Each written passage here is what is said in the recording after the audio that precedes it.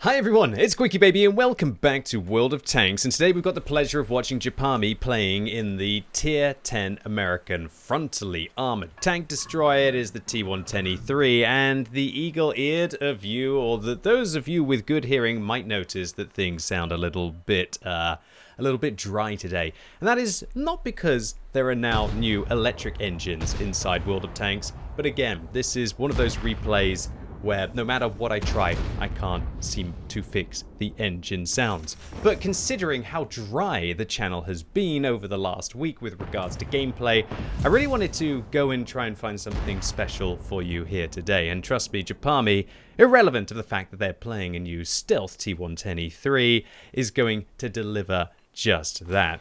Now, the auctions are over. After 4 days, we have managed to either, in some people's opinions, get scammed or just kind of not really even get too much from the latest auction in World of Tanks.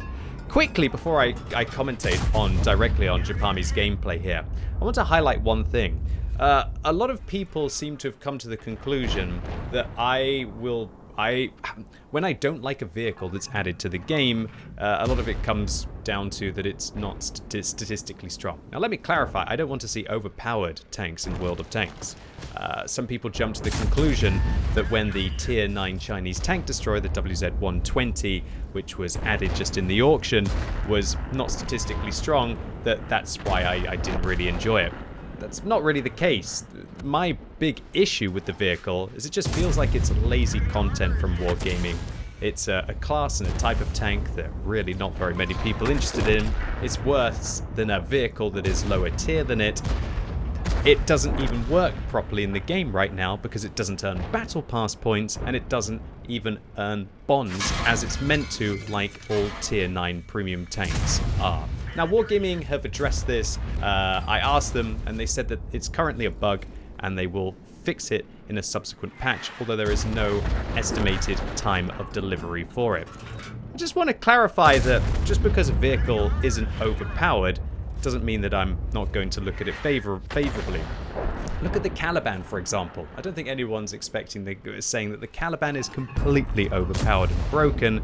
Sure, when it gets to double tap you, but then it's got a very, very long downtime period where it's caught reloading for a very long time. What I want to see is just novel tanks that are fun or hold some value inside the game. Not Wargaming just releasing premium tanks for the sake of it. Alright, so now that's out the way, Japami is just holding this ridgeline like a complete and utter Lord of War here. 4,800 damage dealt, holding back the enemy's advance. This isn't one of those kind of games where you're playing a super heavy tank like the T110E3 and you get to just sit in a position and defend against the enemy's advance. For some reason, even though Japami has to attack here on Siegfried Line Assault, he's only got 10 minutes to be able to win the battle, the enemy team seem to want to try and take the fight to him.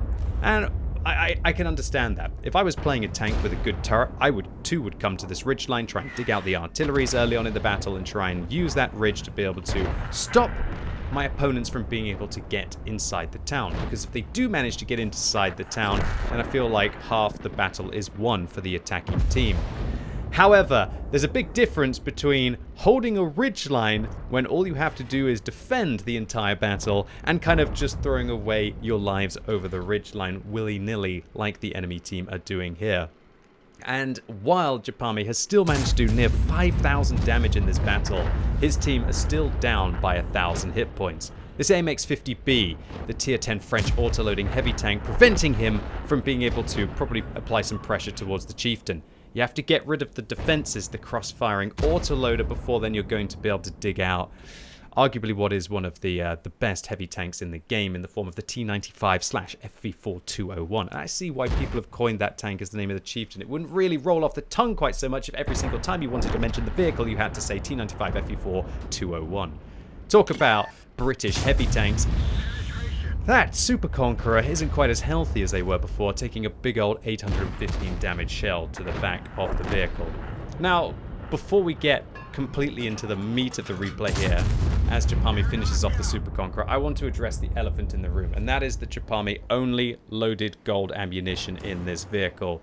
To all intents and purposes, maybe Japami is going for their third mark of excellence. I still think that great players don't need to take full gold, and they, especially with intuition in the game now, you can probably end up taking 4 or 5 regular rounds as well, even if you feel that you need those gold rounds to be able to give you every single advantage that you can get. A surprising low roll there against the Chieftain. Japami narrowly avoiding getting clapped in the side by the FV4005, but now, having broken through that frontal ridgeline and up to near 7,000 damage, Japami still has half of the enemy team to deal with, although they don't have half of their remaining hit points. Japami fires blind there against the T-57 Heavy. Keep an eye out to see if they reappear with very low hit points, because if they do, that likely means that Japami has managed to hit a blind shot. But back to just full gold. Now, one of the only special things about the T110E3 is that it gets good ammunition. If you don't use the premium rounds, and it looks like Japami didn't quite manage to hit the T-57 Heavy there blind, then you might as well really be playing kind of a heavy tank. One of the only good things about tier 10 tank destroyers is just having so much more penetration that allows you to obliterate plates of armor that your enemies probably don't expect you to be able to deal with.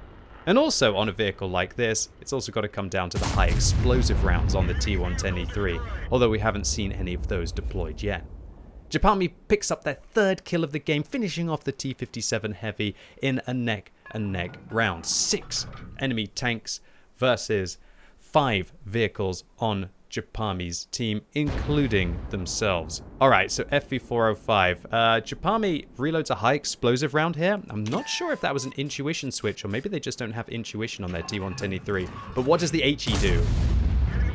A lot of damage, and that is because the HE rounds on this vehicle do 1,100 damage with their 90mm of penetration. And so while the FV405 finishes off the STRV-103B, that is a tier 10 American tank destroyer finishing off the British vehicle in just 2 shots. And Japami, just like that, goes above 9,000 damage dealt, although there's still 5,000 hit points on the enemy team that Japami is going to have to deal with in the next 2.5 minutes.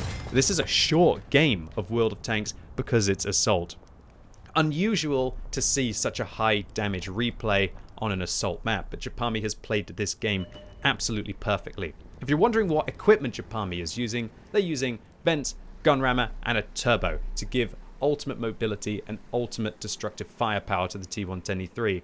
Although I personally sometimes drop maybe the gun rammer or the vents on this vehicle to be able to increase the durability, especially on a map like this. But who am I to say when Japami is absolutely ripping and tearing through the enemy team right now? So the Panzer 7 falls, meaning that Japami is now in a 2 versus 4 scenario. But a clutch shot there to the back of the Jagdpanzer 100 now locks the German Super Heavy in place, while Japami's crew are probably scurrying as quickly as they can to be able to get the extra round in. And there we can see the gun rammer vents combo paying dividends to maximize the damage per minute of the T110E3, allowing Japami to be able to finish them off. Now, with only 1 minute and 36 seconds left on the game, Japami has to be able to deal with a tier 10 Swede, overmatching the side of the tier 10 Swedish tank destroyer. Japami now over 11,000 damage, spots they're getting flanked by a T92, whizzes round the corner to use the wreck of the Jagdpanzer 100 to be able to avoid the damage from the T92, and now slams a shell once again into the back down the lower plate of the STRV-103B, passing by a statue to a hero. Japami now is going to have to become the hero of this battle with only 1 minute left and over 12,000 damage dealt. The artillery failing to be able to finish off the enemy artillery, forcing Japami to fire another round into the tier 10 American self-propelled gun. And now Japami has 1,469 hit points to deal with. Now, with 750 alpha damage on this vehicle, that means that Japami is going to have to do 2 reasonable rolls, even with the artillery splash there to be able to finish them off. But we can see Japami, no intuition on this tank, thoroughly would recommend, if you have a great crew to be able to get it on this vehicle, reloads a high explosive round, and the TVP is locked in Mortal Kombat with the Batchat 15558, but looks like they've been caught reloading. Japami puts 1,073 damage through the TVP. Is the TVP going to be able to get into the corner? Looks like the artillery actually managed to block the hole that the TVP could have used to evade fire from Japami there. And with 12 seconds left on the game, puts out the final vehicle to secure an absolute gargantuan carry. And if any of you are wondering, could the TVP have snuck in here?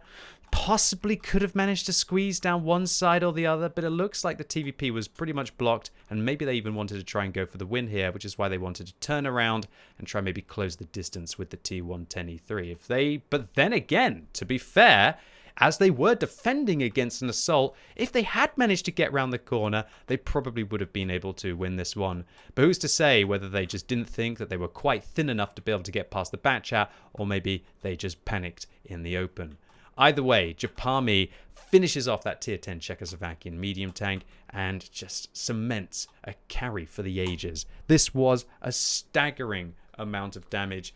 13,598 damage that we saw.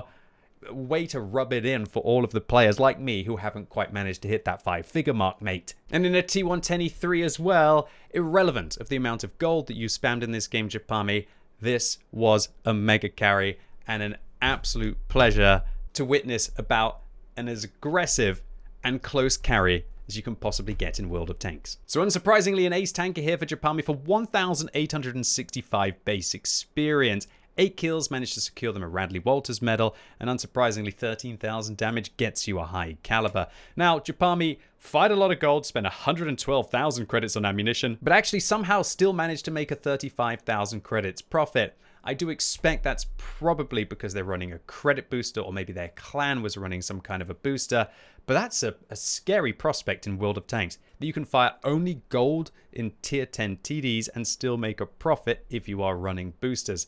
It's just these layers and layers and layers and layers of economy that go into the game. Either way, I don't think Japami really cares about firing only gold in a game like this if they're able to secure a profit and also secure one of the highest damage games I've ever seen in World of Tanks, let alone in a T110E3, doing over 4 times the damage that the next highest damage dealer on their team was able to achieve. So Japami, congratulations to you on an absolute mammoth carry in your T110E3, and thank you for uploading your replay to the What Replays EU website for the community to enjoy. I know I thoroughly did, and I hope all of you out there enjoyed this video as well. If you did, give it a thumbs up. If you hated it, give it a thumbs down, and let me know in the comments what you think about the T110E3. Personally, for me, I find it probably one of the more boring and frustrating tanks to play out there because, while you can end up with these kind of magical situations like Japami found themselves in here, more often than not, the gun tries to troll me and I end up on my back, kind of like a little bit of a stuck turtle. And as always, thank you so much for watching. You've been epic, and hopefully I'll see you soon.